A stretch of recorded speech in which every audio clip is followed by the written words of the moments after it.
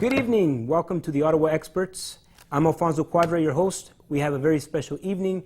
We are talking about women in business, and it's something that is very close to my heart because I have two daughters and I really want them to take note of this program. We've searched high and low for the best of the best, brought you the best women entrepreneurs in the city. Here we are with these fine, beautiful ladies, and I can't wait to get into the subjects. But before we get into the nitty-gritty, we're going to introduce Lisa Constantine. She is owner of Bird Dog Design. We all, of course, Angela Sutcliffe, business consultant and SOB, smart old broad. And Rebecca Page, she is the founder of Concierge Home Services. So ladies, thank you for coming on the program. It's going to be an exciting program. We're talking about women in business. And before we get into the nitty-gritty, I want to hear your story. How did you get to where you are today? We'll start with Lisa. Well,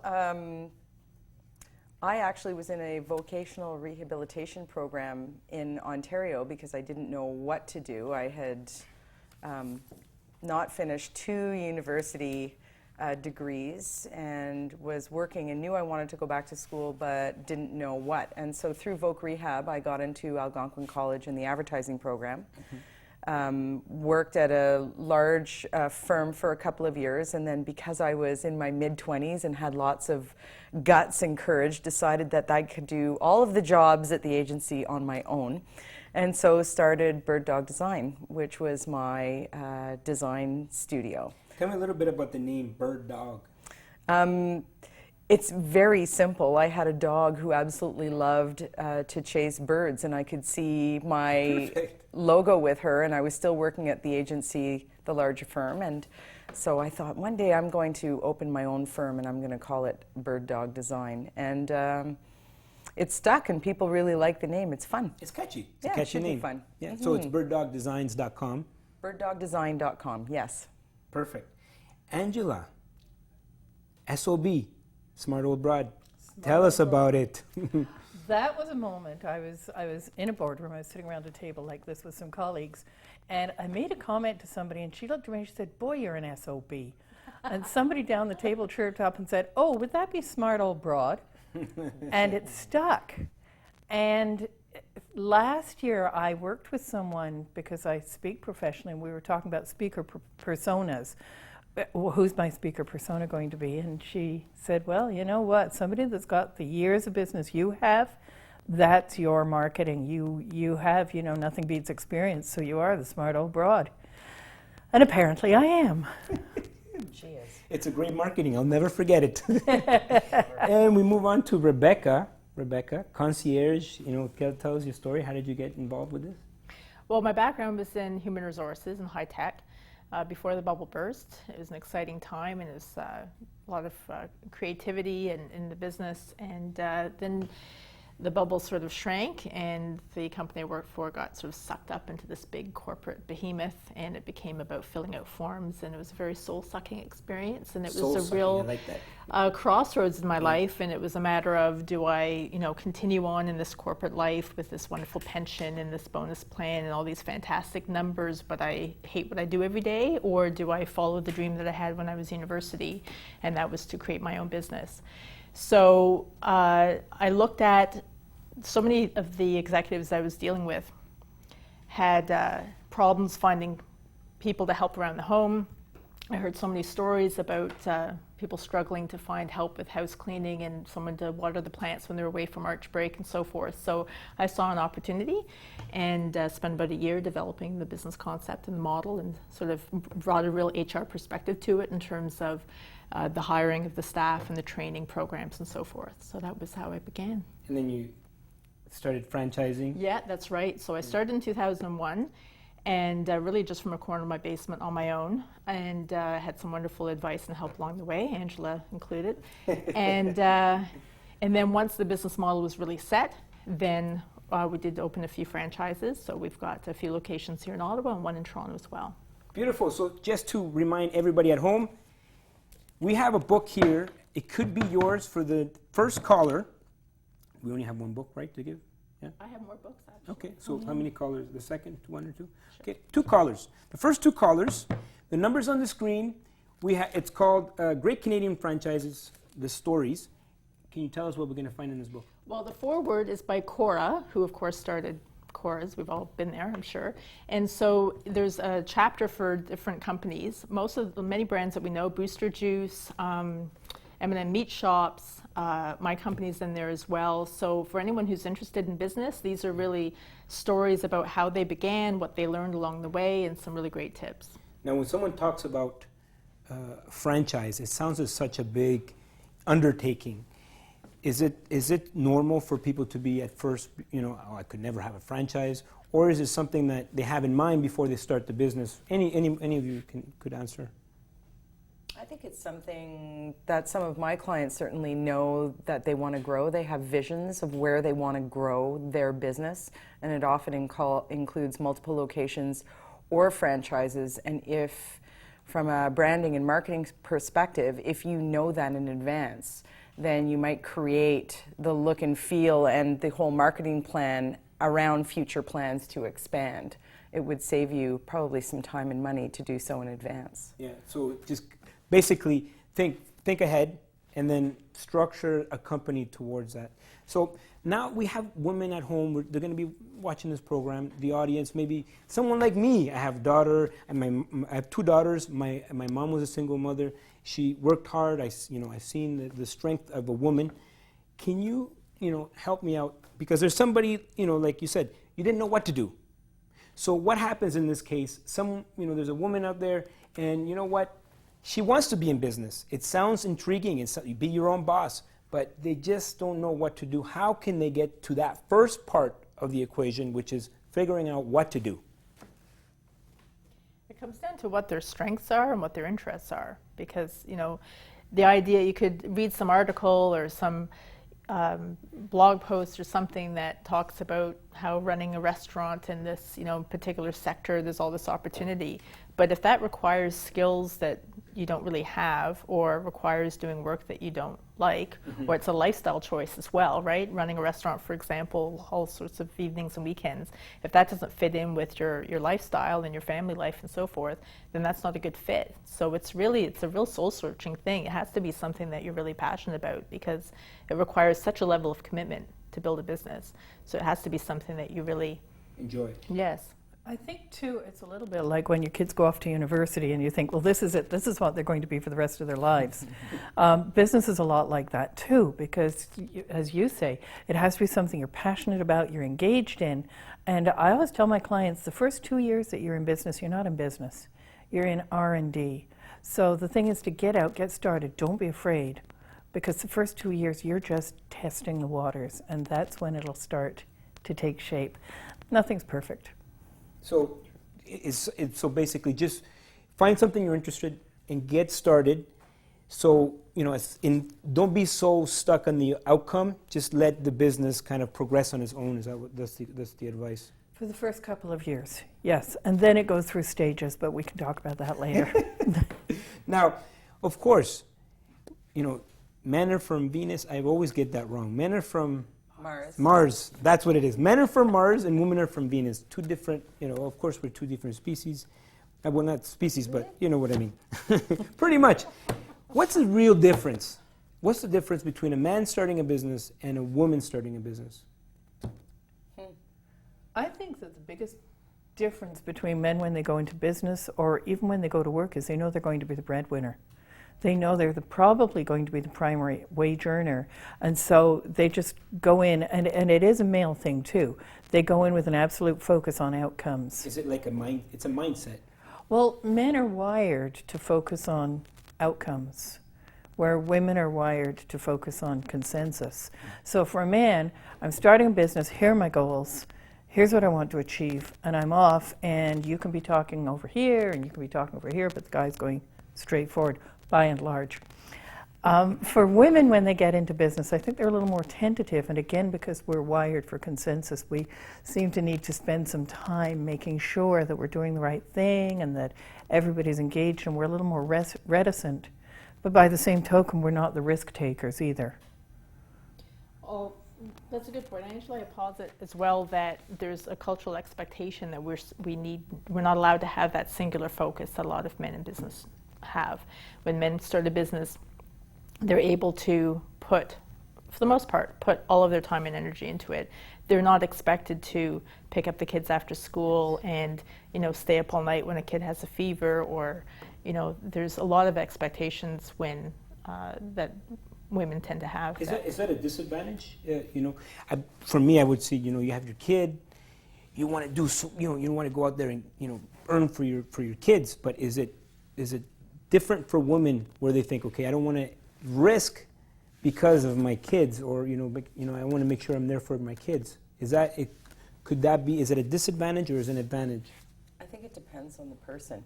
In my case, my business really took off when my daughter was about a year old. Wow. And I was the breadwinner for our family for at least a good 5 years.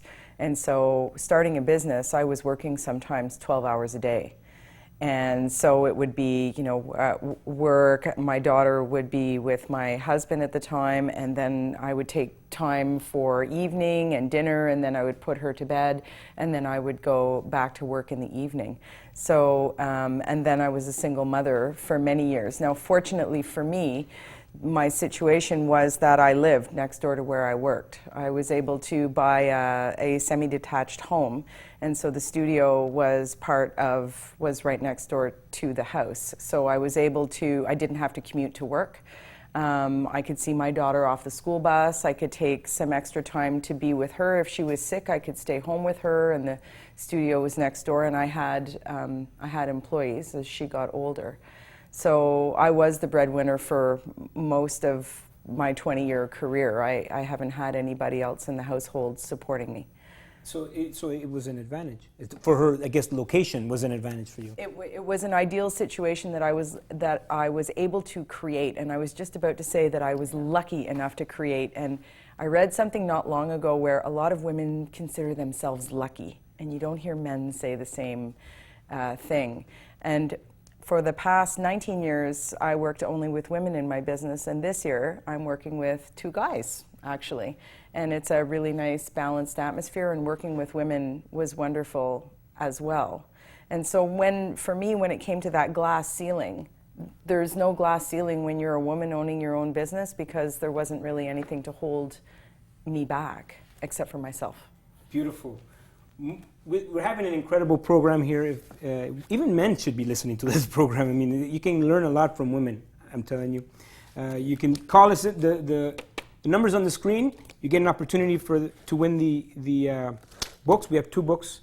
We're talking with women, and we'll be with more Women in Business after this.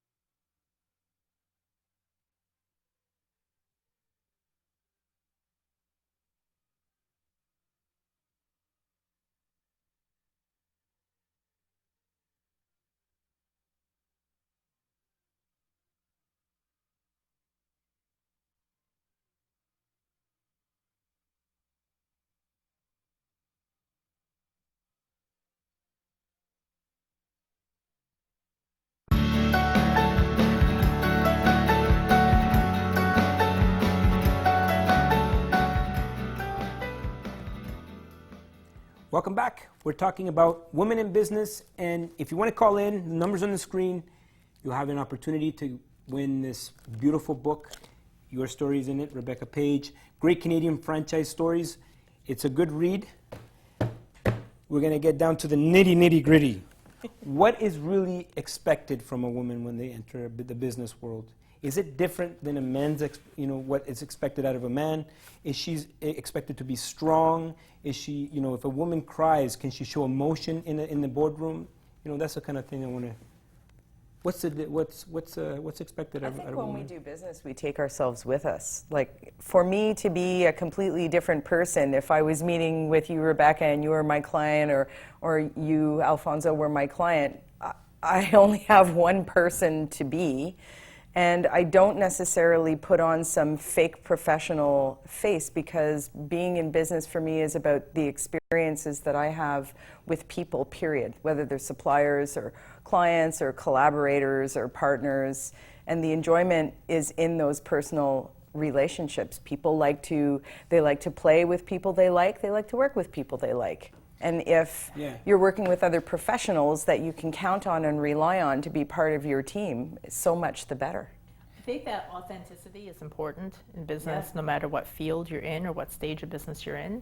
But it feels like women sort of naturally bring that to the table. Is that, like you said, we're just, You feel that women are more authentic. Men just always put up a wall. Well, I think what Lisa said is a big key. When you own your own business, you play with the people that you want to play with. So if this is me, and I had to make this decision with my smart old brand, smart old brand. Hey, that's another one. Brand. You develop smart old brands. With my smart old broad branding, people expected me as a business consultant to have one persona and one way of dress, and certainly not purple hair. And I had to stop and say, who do I want to work with? And I wanted to work with fun business owners. And so I think that you said the whole thing. If the people I'm working with, and I walk in and they sort of look at me and think, what's this? I know they're probably not the clients I'm going to enjoy. So do you find that women are more selective with the people that they work with? I don't know if it would be more selective. I think the connection is more... I don't know if I would say more important, but I think connection for women, and a lot of the women that I know, is very important. I don't differentiate that much between women and men, because at the end of the day, we're all still people, and I have a lot of male clients that I work with, and suppliers. And we're looking for, how do we get along? Do we understand each other? Do you get me? Do I get you? Yeah. And can we, can I help you out in your business? I have a lot of partners that way. So we say design websites, but we don't do the back-end development, and I partner with development companies. And it's more about our shared values than what gender we are. I remember someone asked me a question, because obviously I'm from Latin America, and there's a stigma. We don't get along with Spain. People like Spaniards, right? This is authentic Spanish. Someone said, "Oh, you're from Latin America. We hear you don't like Spaniards." And I said, "I like everybody as long as they pay their bills." That's a level playing field, yes. That's what matters to me. As long as you pay your bills. When I send my invoice, pay the bill, and you're in good shape with me. If someone is starting in business, a woman, younger woman or older woman, what are the resources available for women today? There's a lot of resources available that weren't around when I started in 2001, that's for sure. There's a lot of online communities as well. So, I'd really advise anyone to build their support team. And it's, like Lisa was saying, it's partnering with people who you want to do business with. Graphic design, web design, business consultants, you want to sort of build that team, but there's also building a peer group of people who might be in a similar stage of business that you're at, so you can discuss the different challenges that you're having and so forth. And online, there's so much a wealth of community. I mean, I know Arlene Dickinson has built a really great community with lots of... Is it of a benefit for example, there is networking organizations, but there's e-network, women's network, right? So how is that different than a regular, your regular breakfast networking, or, the other networking events where it's just like men and women, compared to e-women's network where it's just women? I think the origin is, for hundreds of years, business was men. So when women started to get in business, the fact that we're even talking about women in business is just a sign of how we had to differentiate the fact that now women are out of the kitchen and we're actually opening businesses. Wow. And there were a lot of cases in the early days, I'm sure, where women, it was literally an old boys club, and we weren't allowed in, literally allowed in through the doors. So then that sort of forced us to create our own communities to support each other. Now, I'm hoping, certainly with the new generation coming up, that we can take down those barriers between genders, and we're just people in business. And so no women's network? I do have to say this, though, and I think my ex-husband put it very well. And I said, I'm starting a lunch for business women. And he said, well, why not for business men and women? And I said, okay, we're going to meet for lunch, and there's going to be no speaker, and we're going to just network at the table with each other, and then we're going to go home. And he looked at me and said, well, what's the point? Now, women get that point because women build communities. Yeah. So for a lot of men, if they walked into some of the women's networking, they'd think, how long is this going to take? Who's going to speak? And why am I here? Yeah. So I think that that's a bit of the difference. That's a good point. I mean, women love building the relationships. And in sales, I mean, to build a business, you have to build those long-lasting business relationships. But men do too. Men do as they well. They just do it differently. Yeah. They do it a little differently. I'm a member of the Ottawa Executive Association, which is the oldest networking association in Ottawa. And it was a lot of, when I arrived 5 years ago, there were a lot of men, a lot of older men, and they were more than happy to have more women in the organization and younger members as well. And so every time we show up and we bring another woman or a younger member, they're quite thrilled. Do you advise this? For example, for men, like men build rapport in different ways. Sometimes we have an activity, for example, golf. We go golfing, or we shoot hoops, or what have you. Do you recommend for women to kind of do something out of the ordinary to build those relationships, or is there other ways that a woman can kind of build that rapport? You see what I'm saying? Like, can a woman? Is it okay for a woman to do something she doesn't like? For many years, I didn't like golfing. I like it now, but I would do it as a form to build rapport with clients.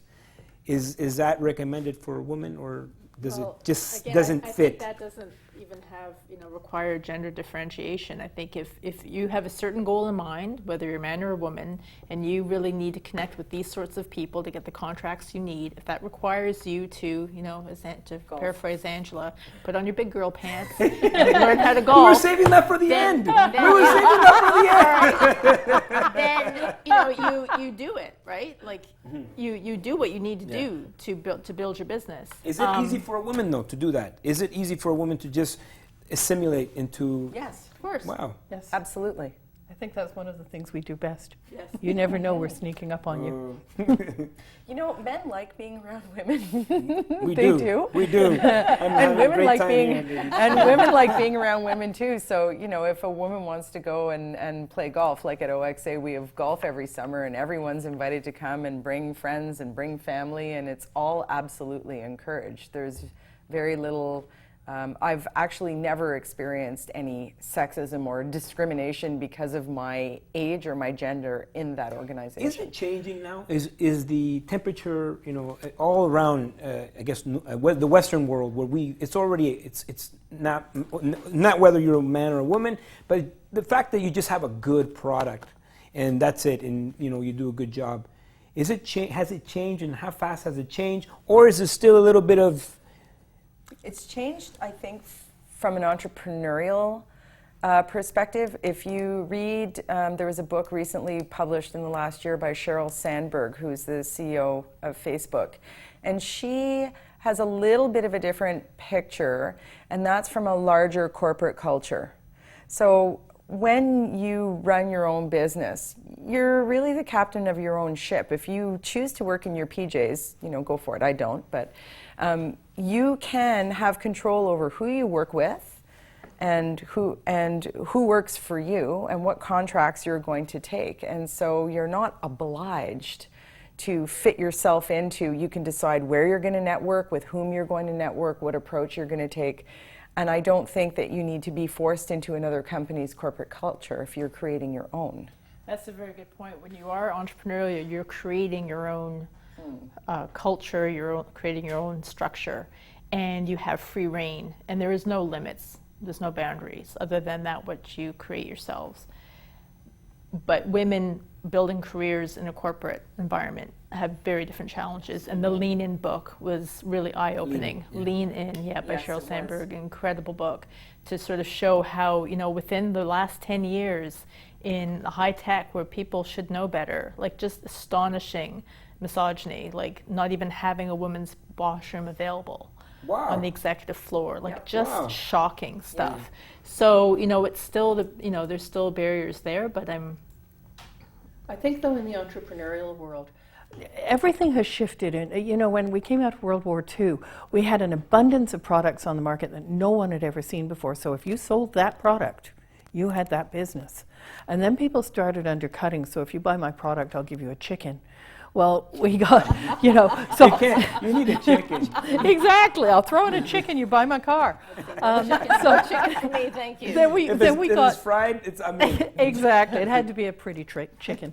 So then we got through the chickens, and then we got through the price cutting until there was no longer any profit margins. And then we went social. And social has leveled the playing field because now, as they say, people buy people, not products. So it's a game of, I like you, do you like me? Do you have dogs? Do you have kids? Oh, well then we have all this in common, I'll buy your product. And I think the winner of the entrepreneurial game is the one that can be the most social, that is the most socially attuned. And as I'm saying this, I'm almost wondering whether we're going to see men now struggling in the entrepreneurial world as that whole You think that could social. shift? That could very well shift the playing field. what I see is that men create more brands. And then the loyalty is attached to that brand. Whereas I think women tend to build smaller businesses, and then the brand is very much personal. This year I went to a women forum that was put on by the Status of Women, and I thought it was going to be a small, conference. And women flew in from all across Canada, and the speakers were extremely impressive and very inspiring. And one of the stats, and I'm going to get it wrong, I know it, but It's okay. They have Google at home. thank you very much, Google. Women account for just a massive percentage of small business, and small businesses defined as under 100 people, but we're talking 1 to 3 person businesses in Canada. There is a massive amount of really teeny tiny micro businesses, and they're called lifestyle businesses because they afford people just to live. They're not looking to franchise or grow big. It's just so people can make a living. We're having a good time here talking to beautiful women about women in business. More after this.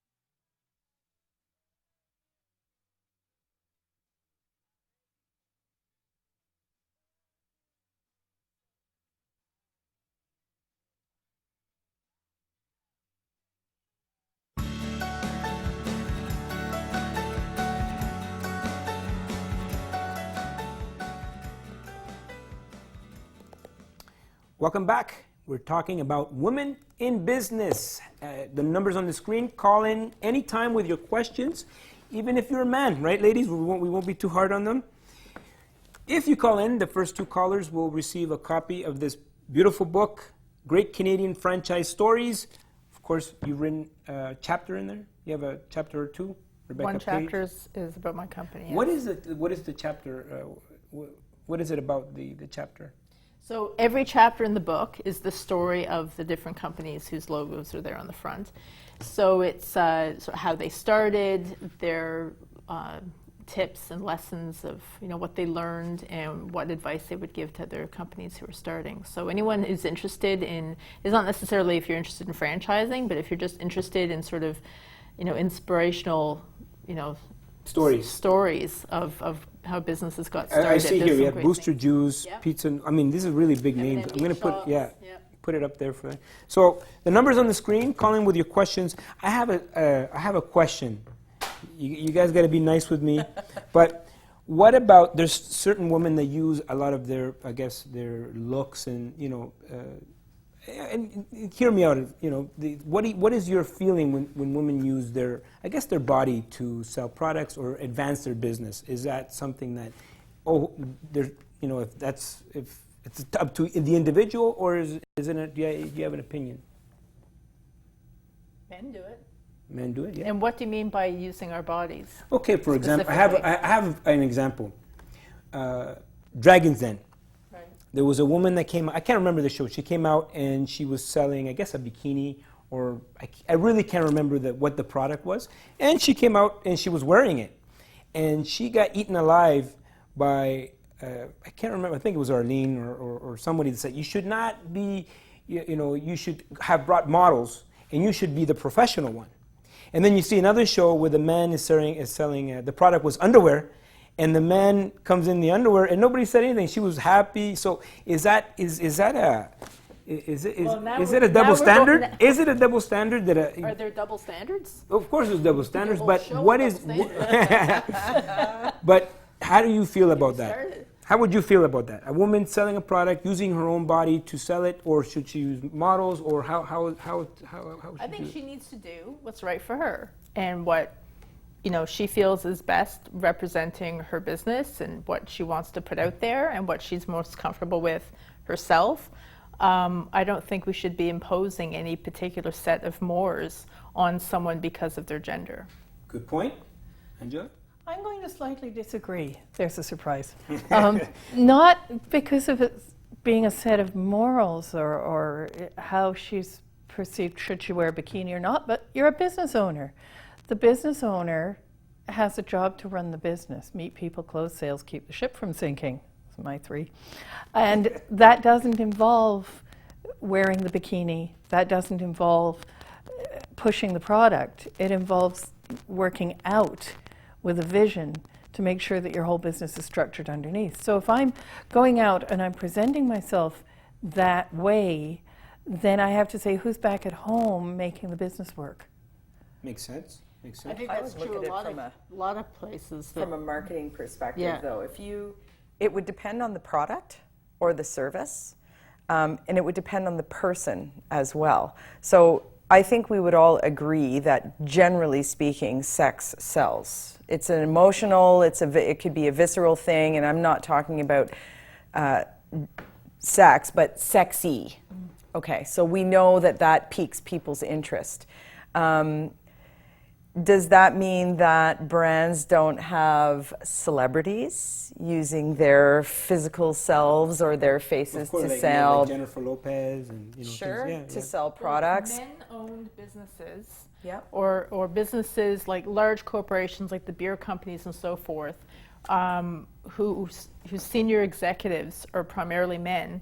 They use women and the objectification of women all the time to sell Bud Light products. girls. So why, if a woman's selling bikinis or selling lingerie or whatever that if she uses her own self to promote that, why is that a problem? And again, I guess it speaks back to, it's not the executives at the Bud Light that are showing up with the Bud Light, it's the models. Well, because the executives probably don't look nearly as good as the models. I mean, nobody would buy the beer in that I case. can't unsee a I know, pot-bellied I'm executive in his underwear But Angela, you drinking raised a beer. good point around who's running the ship, because I Yes. see that a lot in small businesses. You know, in the 14 years I've been in business, I've seen so many come and go, and a lot of the ones who go is because they're so focused on doing the job and providing the service and almost creating a job for themselves, as opposed to building the foundation of The business. building a business. So and they're then they not working sink. on the business, they're working in the business. That's yeah, right. and they You know- need to read, you know, the E-Myth. Well, a really good example is when you think of Loblaws a couple of years ago, well, a number of years ago, and they had Dave Nichol, who was everyone thought he was the president of Loblaws, but no, he wasn't. No. He was hired to play that role. Wow.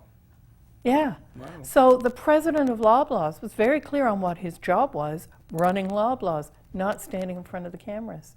Now, I think So again it was more because like a PR. yeah, Yeah. so I think Galen again Weston because we're didn't going. get that memo. No. I was going to say again. I He think didn't. because we're going more social, people are owners are coming more to the forefront. yeah. But I would still question an owner who was showing up in their underwear for any reason. I would agree, I think. Yeah. So keep your clothes on. now Is that I'm the just thinking, would that be smarter next time I go for bed? Oh no, we won't even go there. Angela. The number's on the screen. Feel free to call us. You get the opportunity to win this book. Great stories here about great entrepreneurs. Okay, so another subject here. We were talking about it earlier, where we talked about women balancing, family, this and that. Well, why should that even be a subject? Rebecca was saying, a man is never asked, well, how do you keep it all together?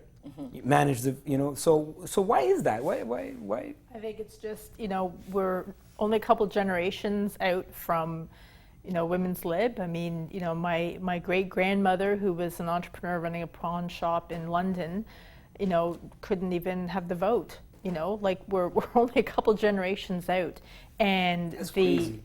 Yeah. so we're still really close to it. And so women do get asked, how do you take care of the kids, and do you have time for this? You never hear, Donald Trump or any senior executive get asked, do you have time to be a good dad? Yeah. You Yeah. just do it. You just, it's not always easy. And I've talked to a lot of women and who've asked me, and then I've asked them back, oh my God, I don't know how I'm going to get it all done. I've had days like that. I've even had weeks like that. Hire a cleaning service. There is that.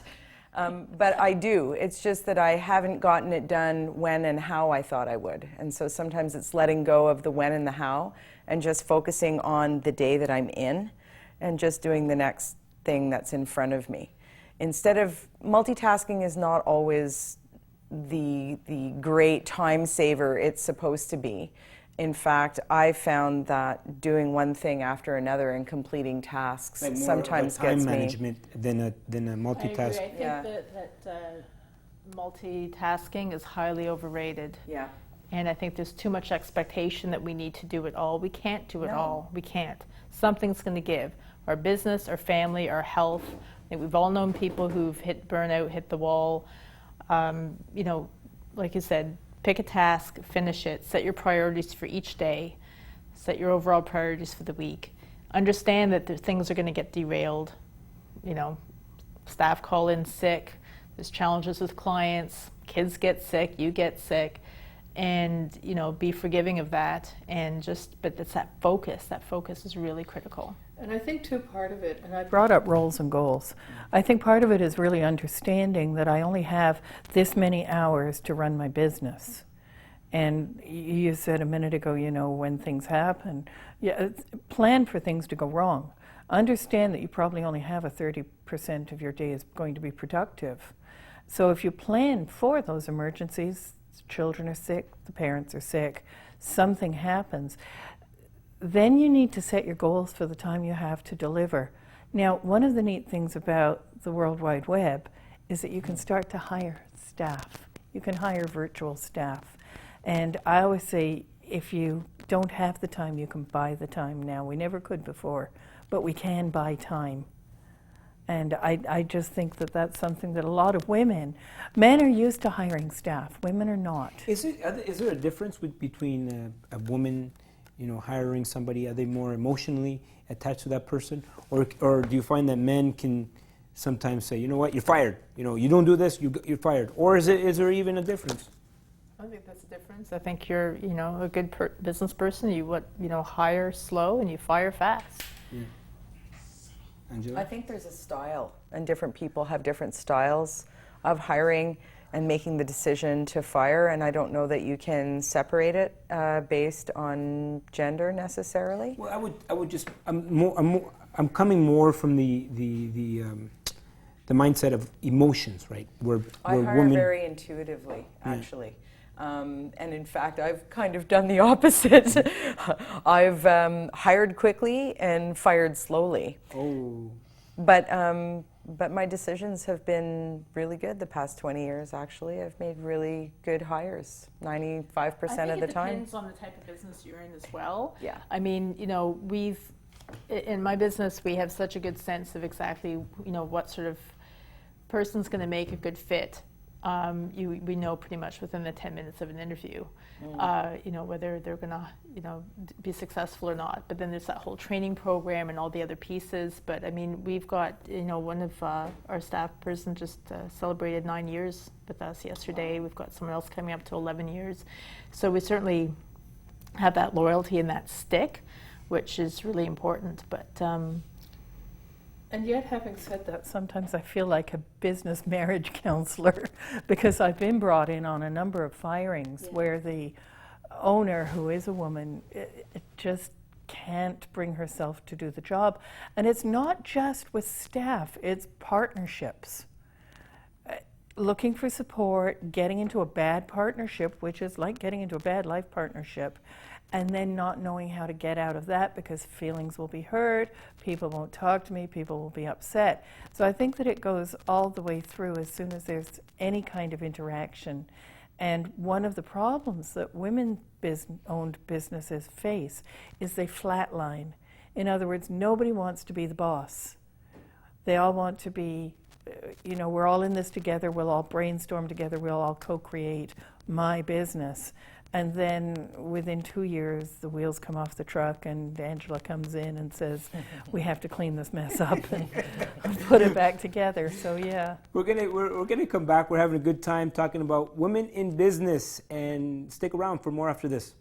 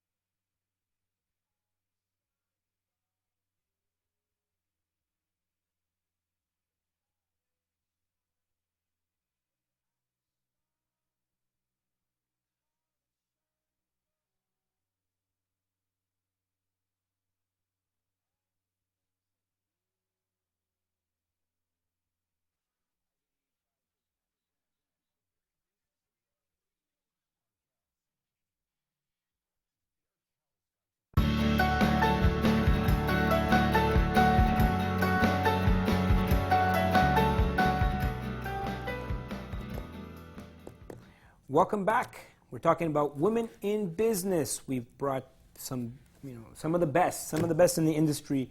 Also, the numbers on the screen, give us a call with your any question, man or woman, but you have the opportunity. Great Canadian franchise stories. Of course, we talked. Rebecca has her story in here. We have some fantastic entrepreneurs in here. So let's continue on with the program. I want to ask some questions because now, people are, really into the program. Maybe a girl that's out there, she's like, like this is incredible. How can they get started? Someone young, in business, or hasn't yet, what are some of the tips? I guess Lisa could offer something. Not long ago, I spoke to a group of young entrepreneurs at Algonquin College who had participated in something called Summit. And they were actually subsidized, each of them, by the Ontario government to attend Summit, which was a 9-week marketing and mentoring program. And they all were in various stages of product and service development. So that was one way to get in. So I would contact a local college or university to find out, or Invest Ottawa for that matter, to find out if there are any subsidized programs. I know that when I first started Bird Dog Design, I was on a program through employment insurance, and I had to take a course, and it was kind of a startup business course, and they supported me for a year until I got going. Oh, that's a great resource. Yes. Beautiful. Now, Angela is a business consultant. Yes. Now, some people watching, they might think, well, I'm not ready for a consultant until I'm in business. But should I be giving you a phone call? Well, in truth, to work one-on-one, yes, it helps if you've got a bit of a track record in business. But I do a lot of workshops for SmartUp. Oh dear, brushed my teeth this morning. Can't speak. I do a lot of workshops for startups, including one on how business really works. And I agree. There's the whole self-employment benefits that here in Ottawa runs out of the Y. There's the Invest Ottawa, but online, the resources for startups is amazing, just amazing. So I think that here in Ottawa, watch for people who are offering anything to do with how to run a business. And when you're starting up, you're looking at, how do I put a business together? How's my time management, and how do I find clients? Those are the main 3 things a startup needs to know. What is the view on partnerships? When someone's starting in business, is this a good idea? Does this leverage, are they able to leverage other people's resources, or is it, something that could be sticky? I would say unless you're planning on going from 0 to 6 figures in 12 months, don't do it. Because partnerships in business can be even more lethal than partnerships in marriage. And, I'm so often called in to take partnerships apart because the expectations one had isn't the same as the expectations the other had. But if you're going from 0 to large in a big push, then sometimes that leverage is very useful. How can they gauge that? So, it's me, I want to start this business, and I have my friend here, and, let's do it together. I'm sure some people will say, oh yeah, we're going to do it big, but maybe they're not ready for that, or how do they gauge that? I had some clients last year who started a restaurant, and there were 3 partners, and they each brought to the table a different area of expertise.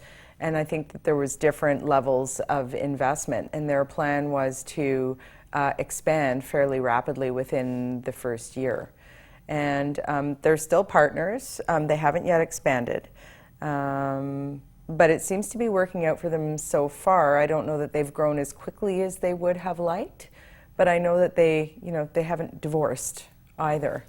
I think whether it's an individual or a partnership, you need to really have that plan in place, and it's to, with the spreadsheets and with the roles, what is it that they're bringing to the table? Again, if it's a partnership or not, what pieces can they give away? Can they hire, social media support? Can they hire, use a VA for different admin tasks?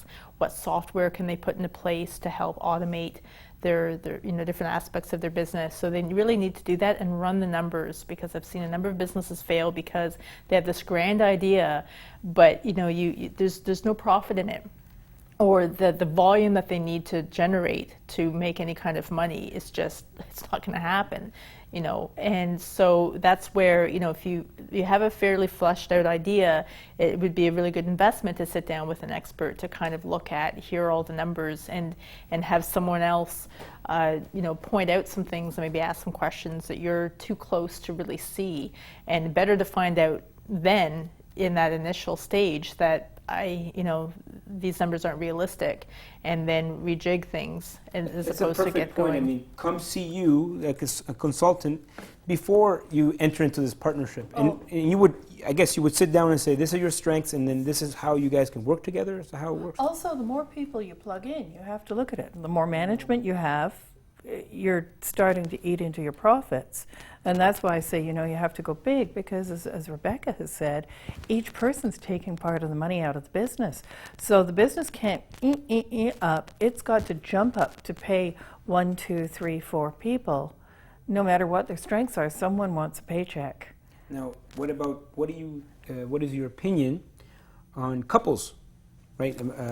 Wife and husband, they're going to, you know, get into business together, I guess, buy a franchise, for example.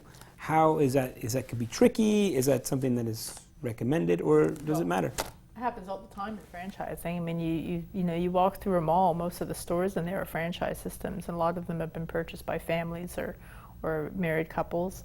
Again, it comes down to, you know, what are the goals, what are the roles, and in a service business, you know, a lot of franchises are service businesses. It may make sense because then they, you know, there's a lot of hours to cover to keep that location, that retail location open. So it makes sense to be able to help divide it up and still balance family life. But then it comes down to, you know, how well they get along and how well everything's documented and how good their lawyers are. Right. So get a lawyer, get a good lawyer. Had to bring the lawyer.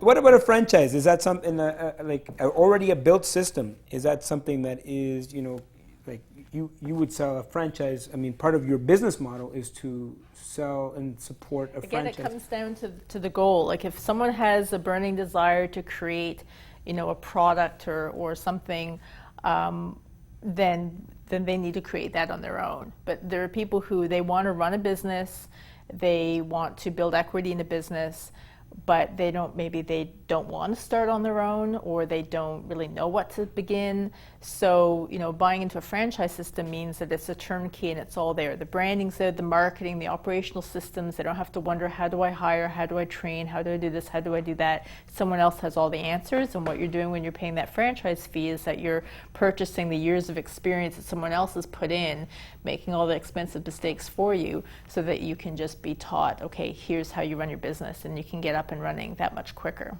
How easy is it for someone starting out to buy a franchise? So let's say they have a JOB, but they don't want to be there anymore, but they don't know how to leverage the, you know, how you're going to, because when you start a business, you have to be ready for the possibility that money might not come in. So that, first of all, the mindset of someone going from being an employee to an entrepreneur, that mindset needs to, I mean, that's a huge growth they're going to experience. But at the same time, financially, some of these franchises, I'm looking here at Cora's, I'm assuming maybe $300,000-400,000. How easy is it for someone to get financing for a franchise opportunity? Well, that comes down to, you know, their own financial situation, right? If they've had a good job and they've been, you know, they've got lots of equity. Absolutely. About, you know, how much? Kind of, you know, I've been to different franchise shows and chatting with some of the people who were selling those sort of retail restaurant chains, and it's a tremendous, you know, you're looking at least $400,000, and a lot of it has to be cash, because you're putting into, you know, the building and all of the, you know, it's a lot of money. What's the range for franchises? Like, you know, I would say low end, very low end, 15-20, and high end, yeah, like $500,000. How much is someone expected to have up front as I guess as a down payment for the bank to take them seriously on this venture? It depends on what the system is. So it depends on the system. Absolutely. Okay. So if someone's getting started, do you suggest they jump into a franchise right away? That's what are their goals, right? So, Yeah. like I said, if they're, because within a franchise system, it's almost like, it's a bit of a hybrid between working for a corporation, because there's rules you have to follow, there's system standards. You can't just kind of run off and do whatever you want to do, but on the other hand, it is your own business, you're building equity in it, and you do have a certain leeway around, hiring your staff and so forth. So, because ideally you buy into a franchise system and then you're building a business, and you can go and play golf if you like golf. That's right. And because the business is running and you're still taking that money out at the end of the week. So they're kind of bypassing all the pain and suffering Yes. and going right to the business, right? Because there's a lot of growing that someone has to do. I always look at it as a trade-off. If you start your business yourself, then you build slowly most of the time, but then when it's rolling, it's all your money. When you buy a franchise, you pay royalties, so you lose part of your money, but on the other hand, you can hit the ground running. Now, the catch I find with some people that buy a franchise is they think, oh, look, I've got the franchise manuals, I've got my name over the door, let the people start rolling in. And they don't understand that They the have to manual sell. is the how-to, but now they have to do the how-to.